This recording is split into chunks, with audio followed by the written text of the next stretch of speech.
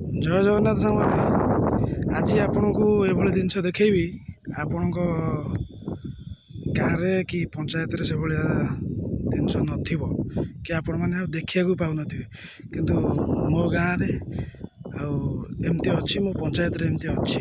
ଆପଣମାନେ ଦେଖନ୍ତୁ, ଏଭଳିଆ ରାସ୍ତା ଆପଣ କେବେ ଦେଖିନଥିବେ। ମୁଁ ଦେଖାଉଛି, ଆପଣମାନଙ୍କୁ ଦେଖୁଥିବେ। ଦେଖନ୍ତୁ, ଏଇଭଳିଆ ରାସ୍ତା ଆପଣଙ୍କ ଆଡ଼େ ନଥିବ। କାଦୁଅ ପଚ ହେଇକିରି ଏବେ ଖରାଦିନ ବୋଲି ଠିକ୍ ଠାକ୍ ଅଛି। ବହୁତ କମ୍ପ୍ଲେନ୍ ହେଲା ପରେ ହାଲକିଙ୍କିରି ଟିକେ ମରମ ପଡ଼ିଛି ଆଜ୍ଞା। ଇଏ ବର୍ଷାରେ ଇଏ ପୁରା କାଦୁଅ ସାଥିରେ ମିଶି ଯାଉଛି। ଏ କାଦୁଅ ସାଥିରେ ମିଶି ଯାଉଛି, କେମିତି ଯିବା ଆସିବା କରିବେ? ଆପଣମାନେ ତ କେବେ ଦେଖିନଥିବେ ଏଭଳି ରାସ୍ତା। 2026ରେ ଏଭଳି ରାସ୍ତା ଅଛି ବୋଲି ଆପଣ କେବେ ଚିନ୍ତା ହିଁ କରିନଥିବେ। ଆଉ ଏଠି 3ଟି ଘର ଅଛି, କେମିତି ଯିବା ଆସିବା କରୁଥିବେ ଆପଣମାନେ ଟିକେ ଚିନ୍ତା କରନ୍ତୁ। କହିଲା ଫଳରେ ବି ପ୍ରଶାସନ ଶୁଣିବା ପାଇଁ ନାରାଜ। ଆପଣମାନଙ୍କ ସହାୟତାରେ ନିହାତି ଭାବରେ ଆମେ କିଛି ନା କିଛି କରିପାରିବା।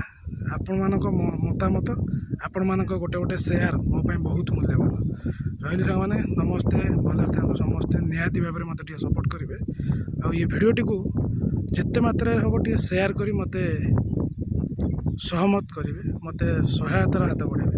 ରହିଲି ସାଙ୍ଗମାନେ, ଜୟ ଜଗନ୍ନାଥ।